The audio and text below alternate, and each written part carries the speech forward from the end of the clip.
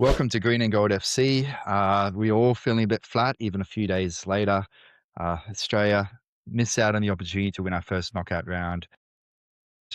There's a lot to talk about football in Australia as a whole and where we're going and how we can improve. But first, I guess we need to dissect what went wrong and how do we fix it. I'm joined here by my regular co-host, Ahmed. Alex, unfortunately, is sick, but he will hopefully be back very, very soon. And we're also joined here by Daniel Talks Football. How you going, Daniel? Yeah, good yourself. Nice to be here. Thanks for the invite. Yeah, it's good to be here. And Ahmed, how you going? Yeah, pretty good. Like you say, a little bit flat, but I think, like I said last time, England's my first team, so that kind of softened the blow. Yeah, this is a sport which can leave you flat for a lot longer, right? My other sport, I guess, rugby league, cricket. I remember losing dramatic matches, and then you're out for an hour. Like it's Tuesday as we record this, and boy, how'd you guys handle the match? Like, the few days after, were you guys? I know the whole fan community is hurting, right? For me personally, I was pretty disappointed. That was the biggest take for me. I don't mind going out if we give it a red hot crack, which I didn't think. I think the players put in 100% effort, but the thing that I can't get around is I feel like we were hindered a little bit.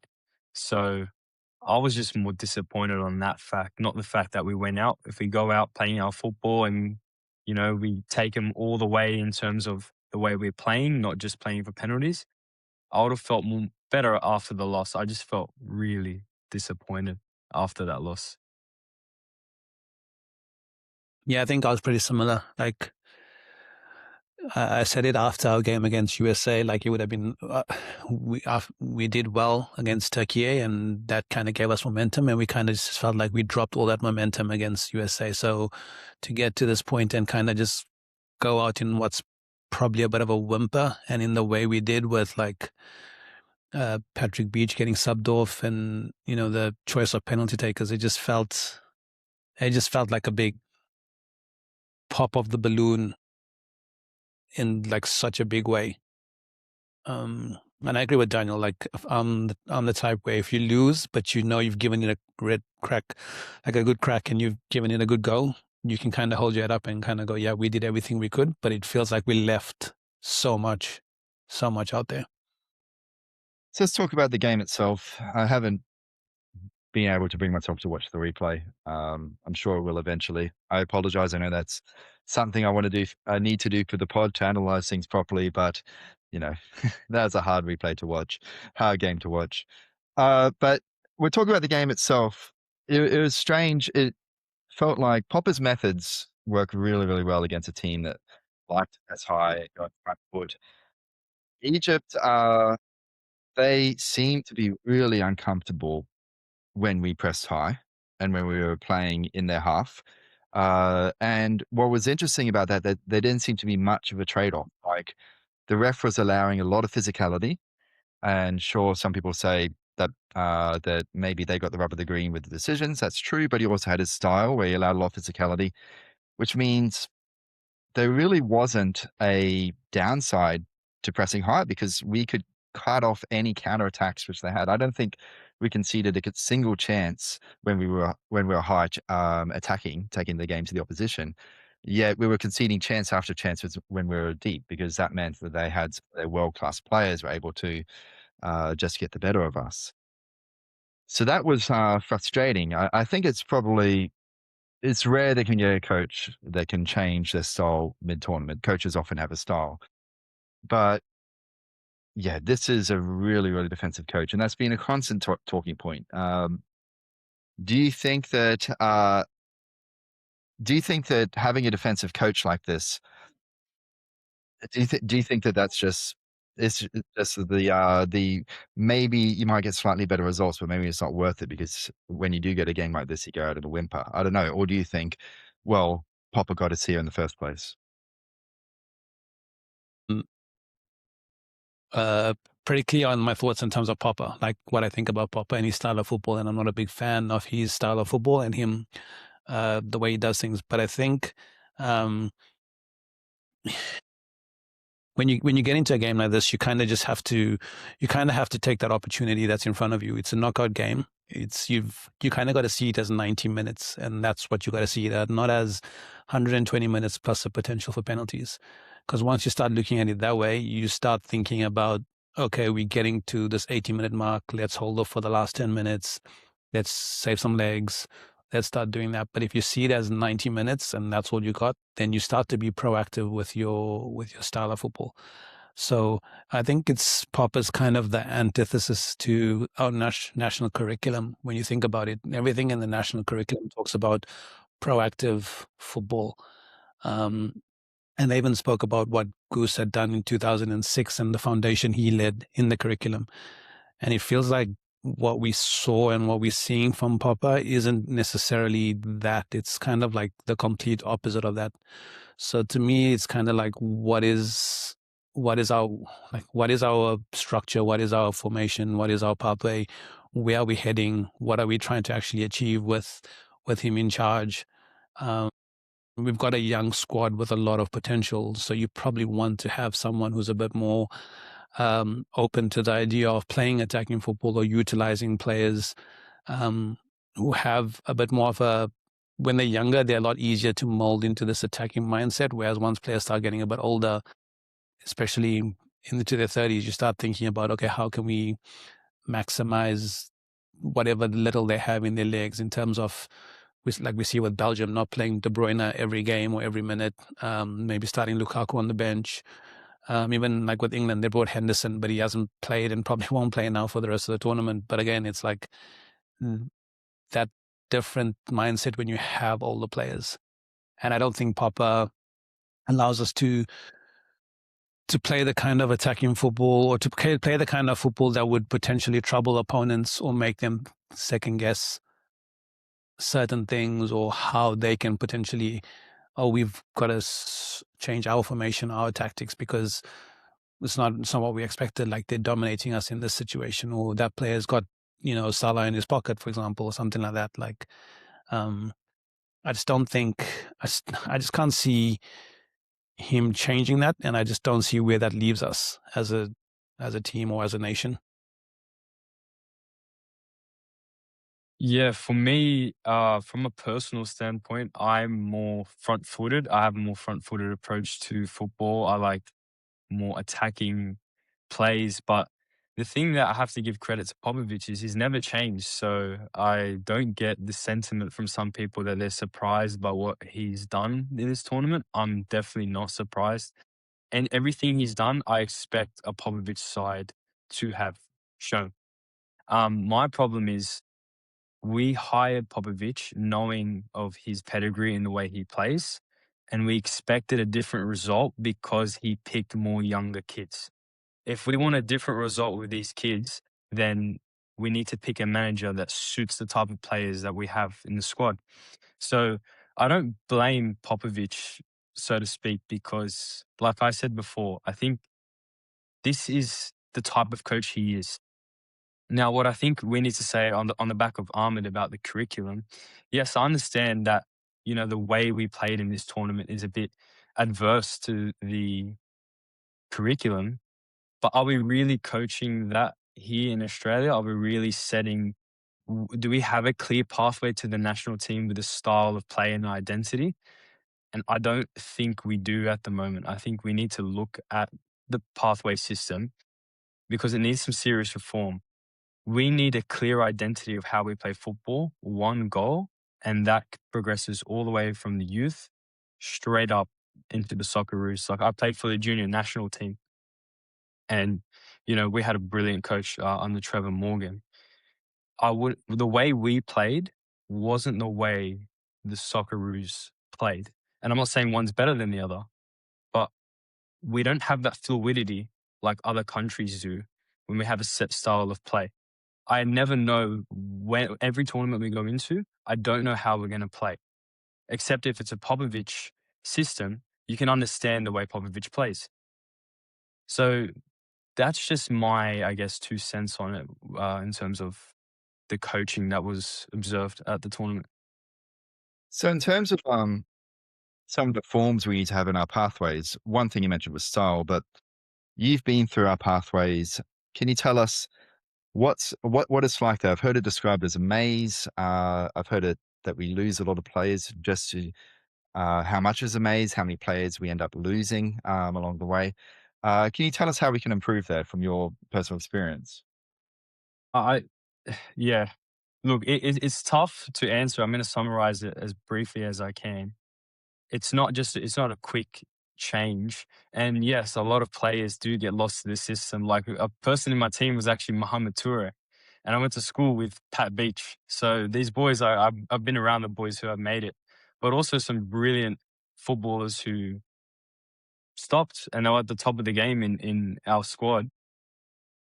In order to change it, for me, most the easiest way I can summarize it is a goal. I don't think we have one. If you if you put a player into this squad, into the national team, anywhere else in the world, they already go with an expectation of how they're going to play football in that team, no matter what club they come from in that particular country. And I know we look at Japan as the greatest system. I do think there's flaws in that system too. So I just think we need to have one common goal where if you pluck a player from Wanderers, from Sydney FC, from Melbourne Victory, etc., they all go into the national team knowing exactly how they're going to play. Mhm, Until mhm. we establish our football within our system, we're never going to get that identity, that football identity, I think. I think the world knows us as we're fit and we work really hard. And both of those are true. But those aren't a football identity. That's just a physical attribute. I think in order for us to progress as a footballing nation, we need to have that's Australia's way of football. That's how we play. If we watch a TV, we'll know that's an Australian team. So that's the most brief way I can probably summarize it. Yeah, I guess for me, there seems to be a bit of a chicken and egg problem where, in order to play a more attacking style, you have to earn the right by having players at a certain level. Uh, and this is a tough conversation because no one's a bigger fan of. Oh, I can't say no one, but I'm a big fan of Aussie football. I watch Aussie abroad all the time. I watch players playing European leagues all the time. I watch a lot of A League content. Uh, the reality is that when I think teams are at a level, they've punched above their weight. They seem to often be defensive teams like Greece in 2004, Leicester City in this World Cup. You had Cape Verde, I'd say actually us, last World Cup, us as well. And of course, Popovic and Western Sydney Wanderers. So from my perspective, after I felt flat after the match, I thought, what level are our players? If I take the rose-colored glasses off, what level are our players? So I did this analysis, and I shared it with a good friend, an Aussie scout, who then did it independently and shared it on Twitter. That we were 30th out of 32 teams in the round of 32 for squad value. We were and squad value explains 60% of the results. When you think football's upsets happen all the time, for squad value to explain 60% of the variance in results, that's a lot. Our best players, you think Irankunda is, I love Irankunda. I hope he has a huge ceiling. But he scored 4 goals in the championship last year. I watched just about every one of his matches. Toure did better, of course. But of course, it's still the championship. 20 years ago, we had players like we had Harry Kewell as an under 20, scoring regularly in the EPL. We had Emerton as an under 22, younger than Geordie was, playing for Feyenoord. Aloisi as an under 18, under 19, sorry, playing regularly in Belgium. For me, I think we need to earn the right to play a national style as well. So I worry that we aren't giving our players the best chance with our pathways. Like we don't have a national youth league. We don't have a national second tier. We don't have promotion relegation. We have 10 professional clubs in Australia. I think to be honest, I think that's really, really tough to produce players at a certain level that we need in order to play much more front foot. Uh, I don't like saying that because obviously these players they're Australia's pride and joy. But I think we need to, from my perspective, I think we need to talk about how do we get our players to be at a higher level. How do we produce those better players? I know Ahmed, you've had experience coaching, and you've seen the pathways. Can you tell me like what is the pathway for your typical kid to get into the A League, get into Europe, sort of thing? Is it just are there barriers in the way of players reaching their potential? Um, yeah, there's definitely barriers in the way. One of the barriers, one of the barriers I've seen is cost of football, the cost to Mm, play football at a club level. Um, and I'm not talking like the top clubs. So obviously, yeah, in Brisbane, the top clubs are your Brisbane City, your Olympic, your Excelsior, that kind of thing, Lions. I'm not talking about just them. It's throughout the system. For one to play football, the cost to play football is quite a lot for a lot of people. And I think football itself, wherever you look at it, a lot of the success stories come from players who don't have much.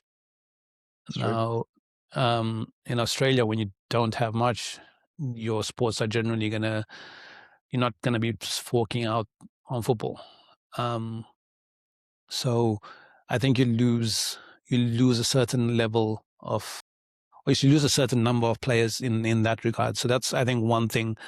The second thing I think comes back to this idea of what is our identity as Australian football. So we talk about the national curriculum a lot, and this curriculum is there and it's supposed to essentially serve as the platform for what we want Australian football to be. And it was designed um, years ago to serve as a platform. But if we look at it, can we actually say that it's being followed um, by all of these clubs? And I don't think it is, because, and I'm not saying that every single club has to be following it, because football isn't one system that works for everyone. But I think it needs to serve as your underpinning. If you're having something that serves as your underpinning guidance on this is where we want players in Australia to essentially be at, then all the clubs, whatever they're doing in their systems, whatever their technical directors are doing, are designing players, or not designing players, are building systems that can produce players to fit into what the Socceroos or the national football systems are hoping for.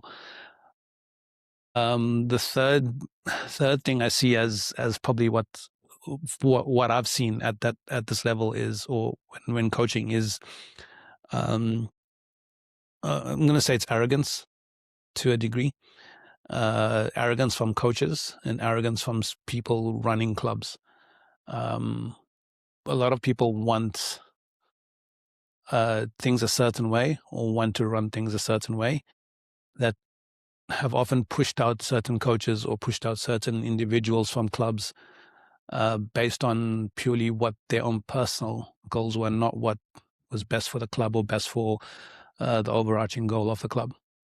Now I've seen that happen at NPL level, but also I'm aware of when we had the National Youth League that some of our coaches coaching National Youth League teams were doing so and weren't being paid for it.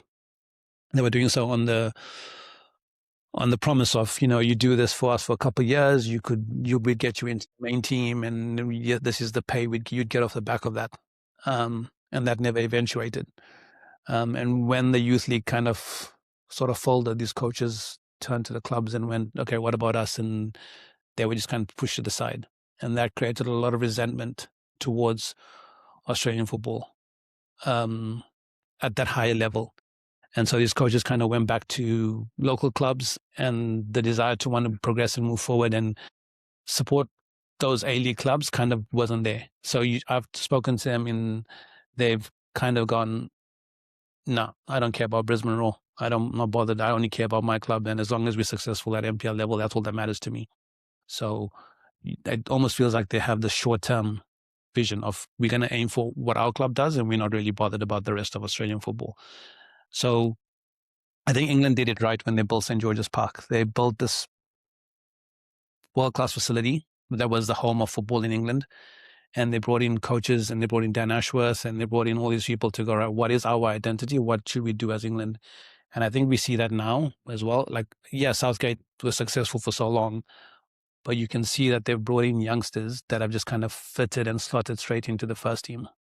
Even when Lee Carsley kind of took over for that short bit, he was able to bring in players that he's worked with at the youth system, bring them into the England system in the national team, and they were just able to seamlessly fit in, continue to play the style of football or this idea of football that they wanted to play. And I think we're seeing that now again. So for me, it's those three things. But I think the main thing is like having that identity. And if it's enforced properly, then you'll see it happening at the senior level. I don't think we're seeing it happening at a junior level for it to be enforced and see the success at a senior level. But do you think coaches have an incentive to develop these players? Because I also feel like the coaches themselves are in a results-based business, not a development-based business. So how do you give an incentive to these coaches to want to develop these players? Yeah, Besides the 100%. fact of national pride. Yeah, 100%. We definitely are in a results-based business. So I've MPL coaches, if their teams are not performing well, they're probably not going to last in that position for much longer. And as a coach at that level, your next step is you want to get to the A-League or you want to get to a higher league. So you're going to do everything you can to be successful to get to that point. So you're definitely right. There has to be an incentive for the coaches to do that, to want to go, I can forego results as long as I'm protected, or I know that, this is what it is. And I think this is where that disconnect between youth, between what's happening within our state systems and what's happening within the national FA system. There's no real connection to go from the FA to the nationals, to the state systems, to go, sure, we understand that, you guys are results based and this is what's required and you want to succeed and you want to do well. But if we can incentivize you with these kind of things or little different incentives, which I guess is another conversation to have around what those incentives look like, I think you'd see clubs be more willing to go, sure, I can invest in development a bit more as opposed to worrying about my success. Because these clubs obviously are also looking at, they've got their youth teams, their youth NPL teams and metro leagues and things like that. Those players in their youth leagues are being essentially, I wouldn't say groomed, but essentially produced to eventually go to that step and represent the NPL main side, because that's where they want the success. That's where that club gets success. And there's no promotion relegation. So for them, NPL is the pinnacle of their football, of their success. If we get to a point where we eventually can have promotion relegation, I think you'd start to see a bit more of that focus on that development and producing players, as opposed to just thinking about results. I need to succeed. But it's not an overnight fix, though, isn't it? It's like one of those things that's going to have to take time. But at the moment, I just can't see anyone sitting down going, right, let's do this. Let's take the bulls by the horn. Mark Milligan said it after the loss to Egypt, when he said, like, what do we want moving forward? Is it always like we're just going to be happy with qualifying kind of thing? Yeah. And I think that was like listening to that and then listening to what Martin Kugler and Heather Garriock said about, like, amazing success. This was a fantastic tournament. Like they're two different ends of the spectrum. And it's like, well, if that's where the FA is thinking and that's what an A-League coach is thinking, there's a clear disconnect between what one's trying to achieve and what the other's trying to achieve.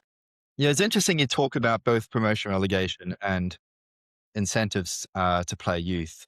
That is, this is a topic which I'm sure some people have a reaction when you talk about promotion relegation, because you hear it all the time.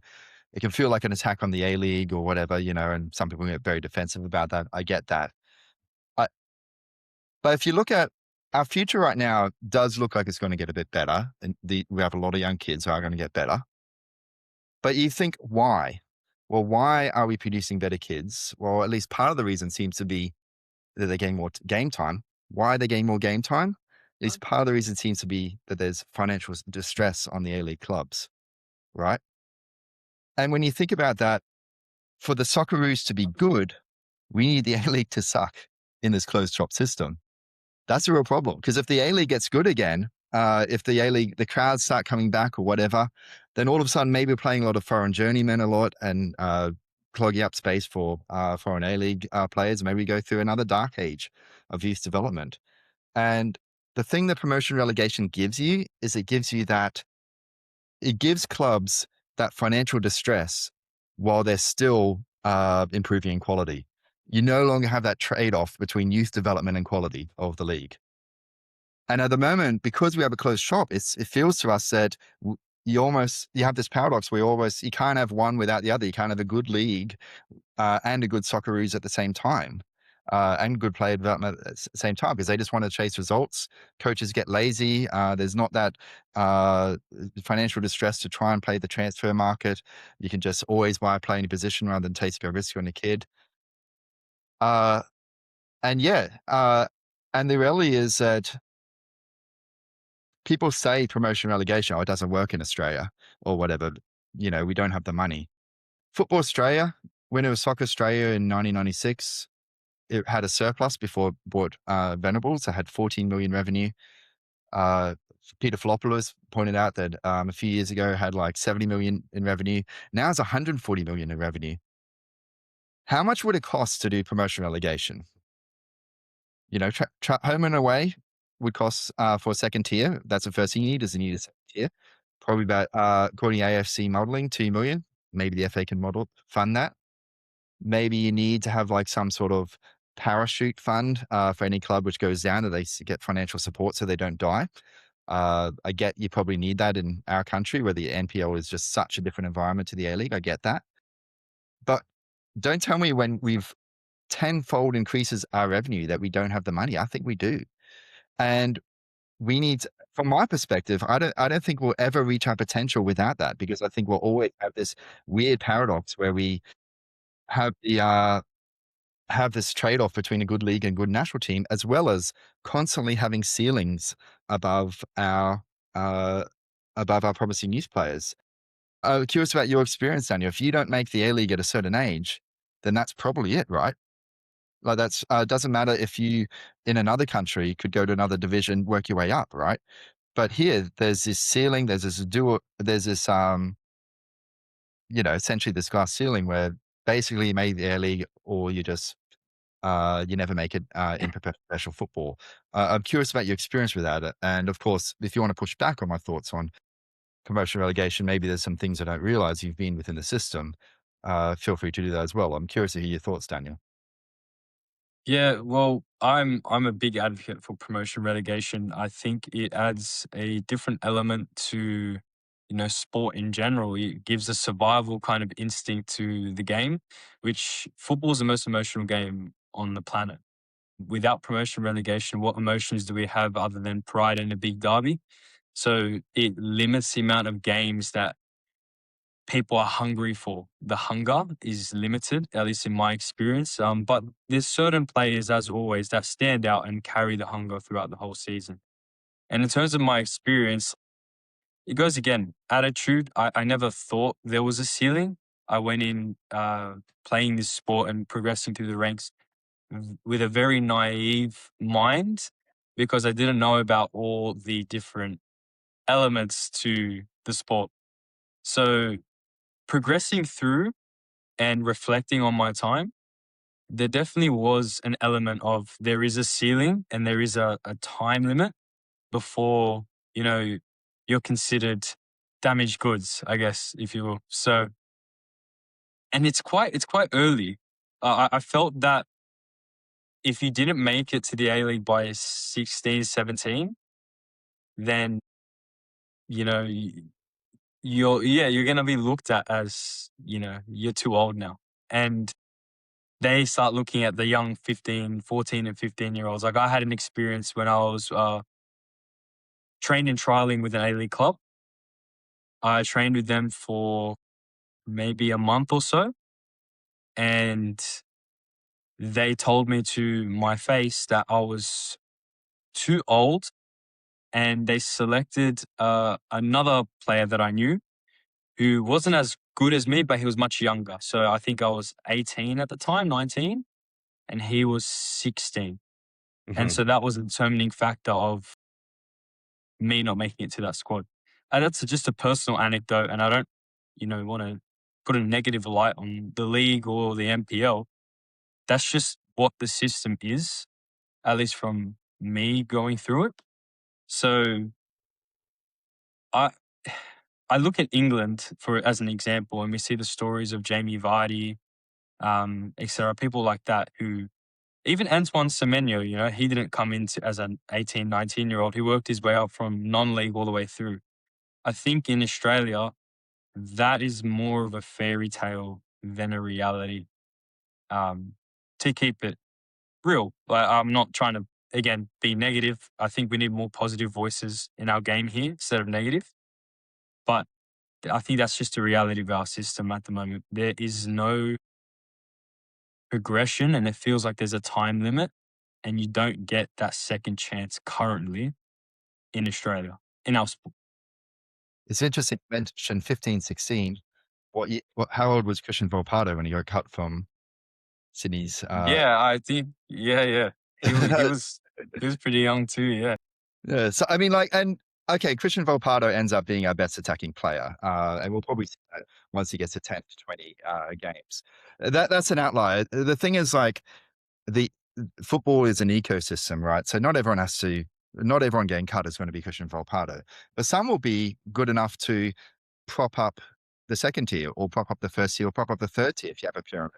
And that, and the third tier makes the second tier better if you have promotion relegation. The second tier makes the first tier better, and it helps give that competitive environment for players who are maybe on loan or end up in the national team, or you know, uh, the whole you naturally work together if you have this system of promotion relegation. It is a sensitive topic because some people are saying, like, see it as an attack on the A League, but yeah, we have. I'm just convinced that there is a limit to how high we can get without it. It's also interesting. We've had a national youth league. We've had a national second tier. At least we've had 6 weeks of a national second tier.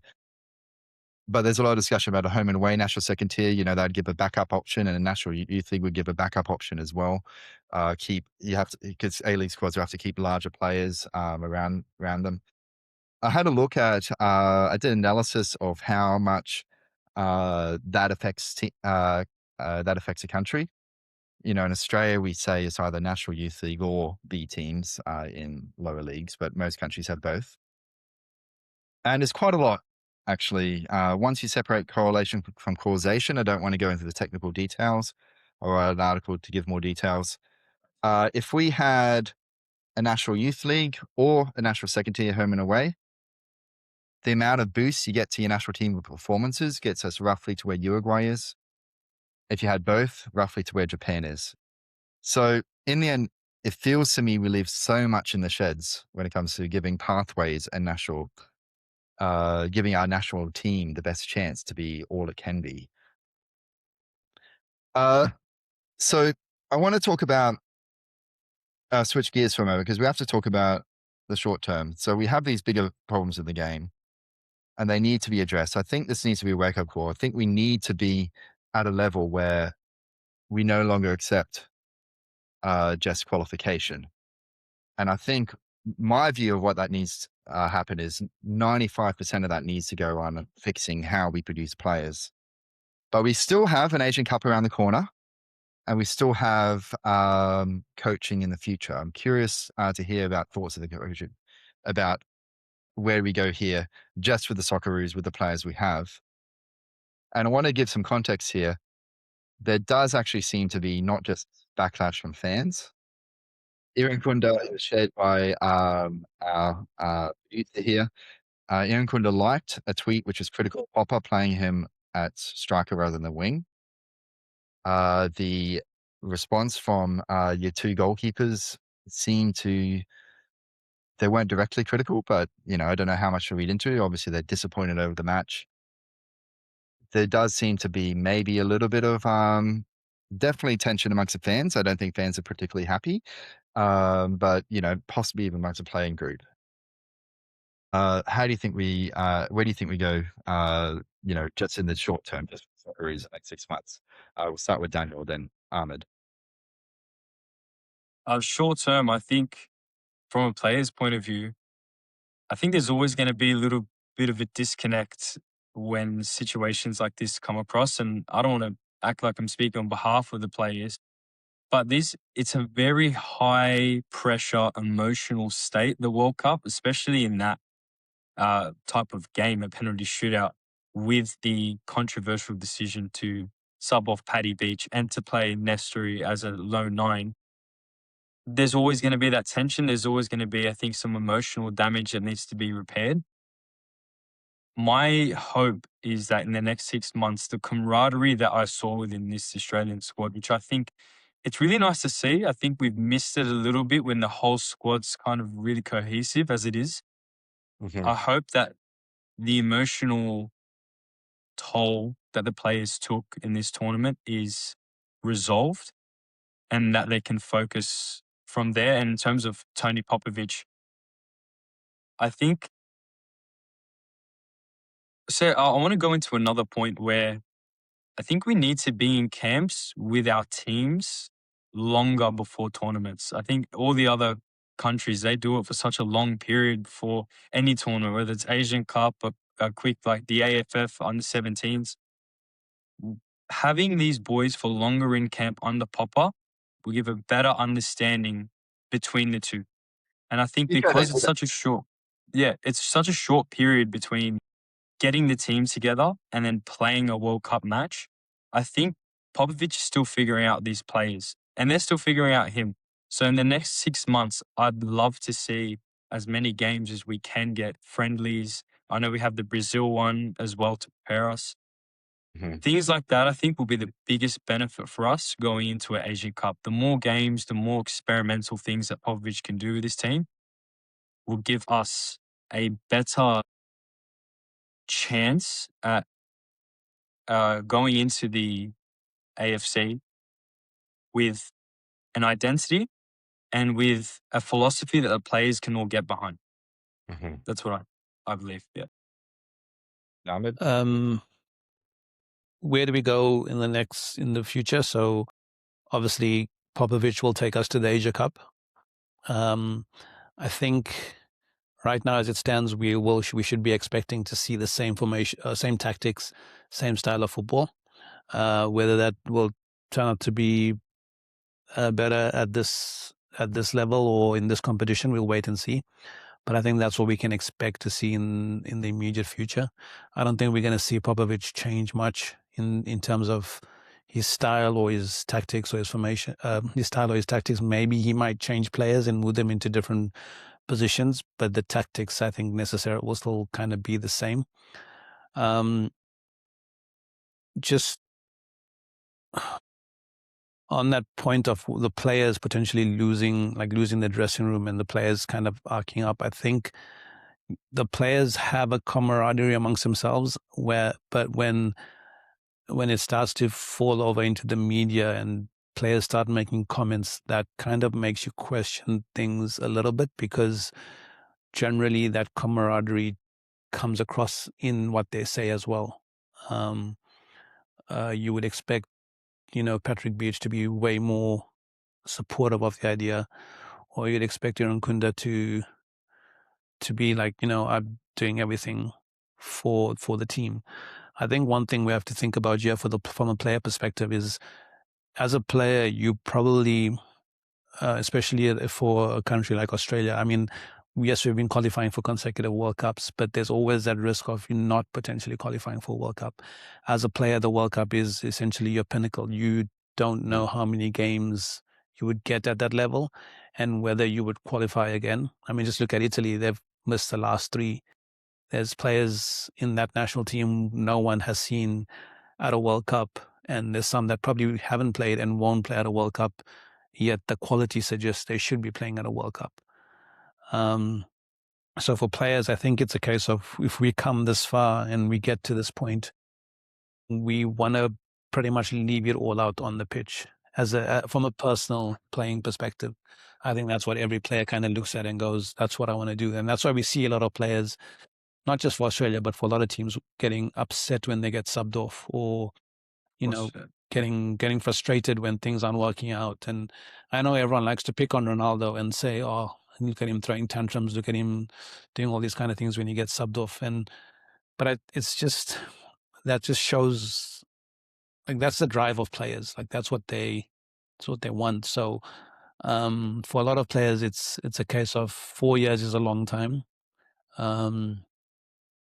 Things like injuries can happen and curtail your career, and it's not necessarily an injury that stops you from playing, but it's an injury that potentially reduces your talent a little bit because it's so bad that the recovery it doesn't get you to 100%, and therefore that's it, you're no longer part of the conversation. So I think there's going to be a lot of conversations behind the scenes. Fans will keep discussing this. The one thing I will say is, which Daniel was talking about, the camps. Yeah, it would be nice to have the camps. I don't think friendlies necessarily tell us too much. And there's also this issue now with players playing so much football, that clubs potentially going, nah, I'm not letting you travel halfway across the globe to play a friendly against, maybe South Africa, whoever it is that we play in the friendly. Yeah, I guess Brazil is a big one. And like, how do you deny a player playing against Brazil?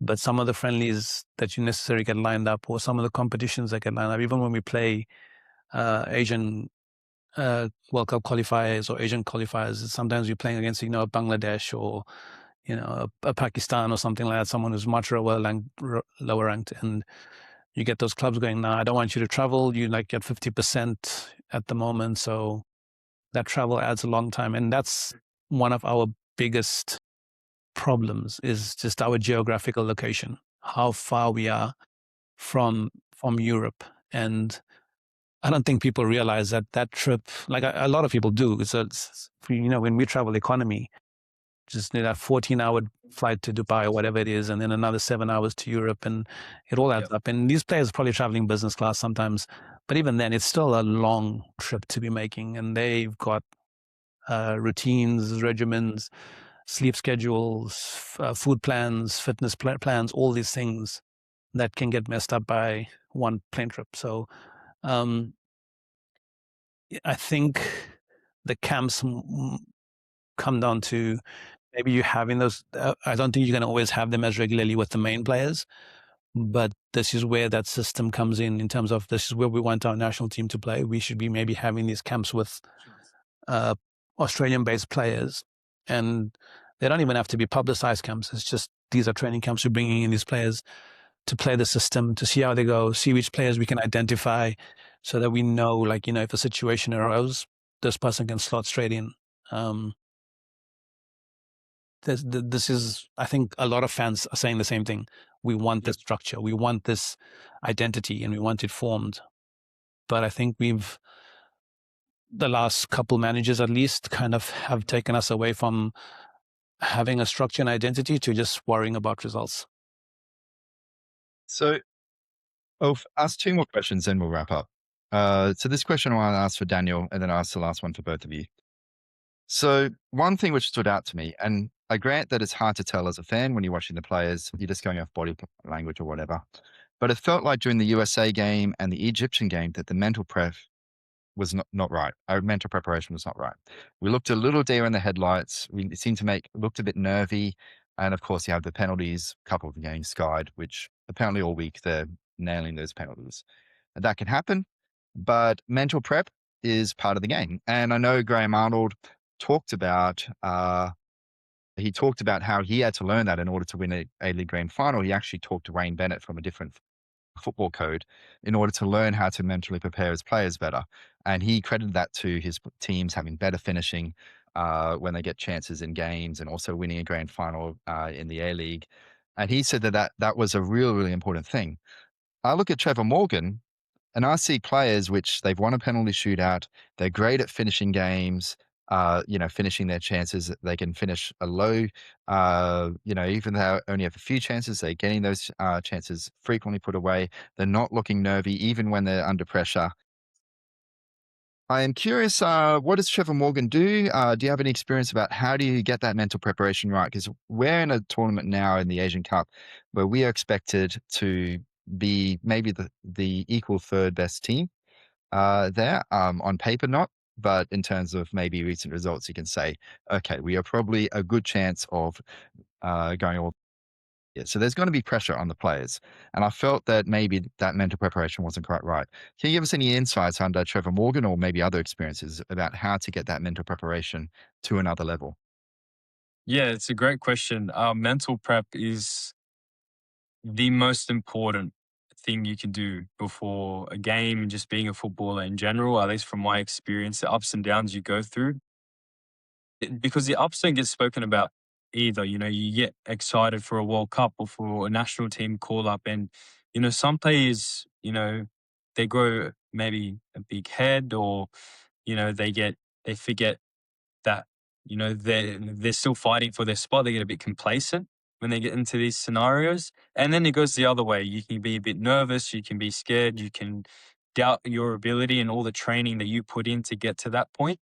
And in my opinion, like, yeah, it is very difficult to tell just as a fan watching, but it did look like we were a bit flat in the mental department. We looked hesitant. We didn't look scared. And the people that for me looked like they just left the whole world behind and focused on the game were people like Volpato, Irankunda. It was hard for him to get into the game, but on the wing, he was going for it as well. So these are players where I see their mentals right. They say, what do we have to lose? Because what do we have to lose? And that's, Trevor Morgan. You speak about Trevor Morgan. That was the biggest thing I think he told me. It was very simple, but it's the truth. If what do we have to lose in any scenario? Where you're here, you've made it to a tournament. Go enjoy it. You guys have worked all your life to get to this point. Especially these Socceroos have worked all their life, long hours to get to that point. You have been selected. You have the ability to do it. Go ahead and back yourself. And another thing that, my mentor, his name George Falla, he was a big part of my football growing up. He said to me, if you can't control it, flush it away. And for me, that's something I've taken in football, out of football. You can only focus on what you can control. So all the outside elements, all the controversial calls, the refereeing decisions, all these things, you can't control it. And that really helped me focus on my own ability and the way I played football. Because I could just be like, okay, I can control every single time I got the ball, every single run I made. If the ref's not calling me or my teammates, they aren't playing me, there's going to be a time where they are going to play me. And I'm just going to focus and keep doing what I do because eventually I'll carve out that chance for myself. And that really helped me mentally prep on the personal side of it. But yeah, I think these boys just need to, you know, back yourselves. Like, you guys are the best players in the country, the top 26 or so. You've earned it. You are the best players that we have, and you've been dreaming for it since you were a kid. So go out there and, leave it all out on the pitch. And I just felt like we doubted just a little bit, and it showed. Yeah. One thing which comes up surprising amount when I hear about coaches which are successful at mental prep is remembering to make the game fun, that football's fun. It sounds counterintuitive because, as a fan, you want them to work their butts off. But of course, this apparently is a factor. You see that first Gus Hiddink when his players said they're really, really nervous about that big match against Uruguay. He said, "Why are you nervous? Football's fun." Graham Arnold after the France loss, and also in his mental prep with the Iraq team. To be fair, Iraq didn't have a great tournament, but they did manage to make the tournament. He was emphasizing, "Oh, this is fun. Look at the players we get to play against, and what Mhm. an amazing friendly we got against France." And he consulted Wayne Bennett. I've seen Wayne Bennett speak in the paper, and he says it's important to let people enjoy the game because they're mentally right when they enjoy the game. I saw Mitch Marsh when he got out at Cricket World Cup. That we ultimately won at India's home ground at a hostile environment. He has a smile and a wink. So, having the fun side of it, I think Popovic needs to make this fun. So I don't see what goes on in the camp, but make them enjoy their football. And that's, it can be counterintuitive when you want something bad that you need to, on the one hand, get the work ethic high, but the level of fun high at the same time. Sounds like a contradiction, but that's I something I think hear. Cape Verde did it beautifully. I think Cape Verde was a pure example of that. They were just happy to be there and played every game with, you know, a fun spirit, I guess. I think the whole tournament, I don't know, we'll speak on you guys, but we felt that feeling, I think. And I think that's what fans want to grip onto with the Uh-huh. Socceroos. They played with such intent, such happiness, because every game after they've qualified is a bonus. And I think Mhm, that's the way we got to see it. But it's hard because I think also as a nation, we do put a lot of pressure on the Socceroos compared to mhm. maybe some other different nations as well, Yeah, yeah. as fans. Yeah. Yeah, it's a very subtle type of pressure because, like, on the one hand, the media feels very cheerleader, and maybe not critical enough. Yeah, the other hand, we act like we have a bunch of EPL stars when we don't, which is it's a different type of pressure, which probably can cause, and maybe that's even what Popov uh, was reactive to when he made some of his bizarre selection decisions. I don't know. I'm not in the camp. So I think, like, final question for both of you. Asian Cup's coming along, different test. Do you have any changes in personnel? Forced changes, or because maybe a player's not good enough, or maybe because the player's not out the door, or maybe tactical changes. Who are you selecting, which isn't currently in the squad, and who are you leaving out? We'll start with Ahmed, then we go to Daniel. Um, yeah, I think a lot of the core structure is already there. Um, I wouldn't mind seeing Martin Boyle. I know he's a bit older, but I think what he can uh, bring for you up front in terms of that, because I think our attack is very, very young. Um, and what I think Martin brings up front in terms of that experience and having played at a slightly higher level um, can be beneficial to allowing players like Irankunda and Toure to just be a bit more freer. Um, uh, but I mean, it's.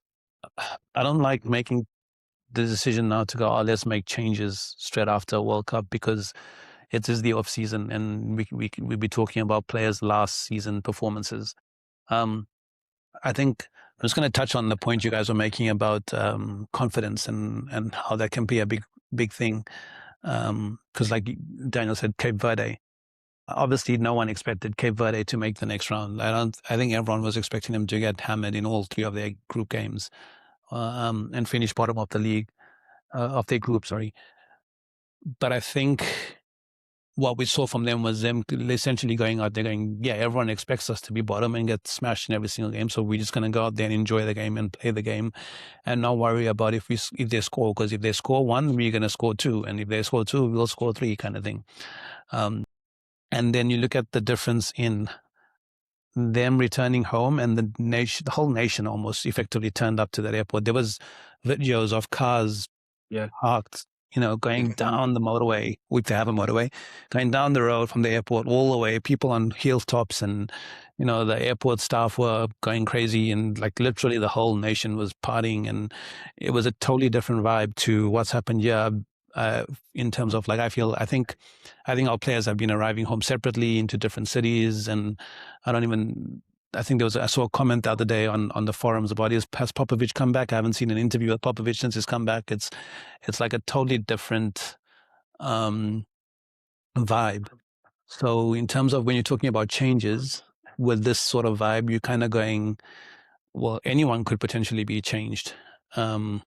I know who I'd be definitely keeping in the squad, who's definitely staying in the squad.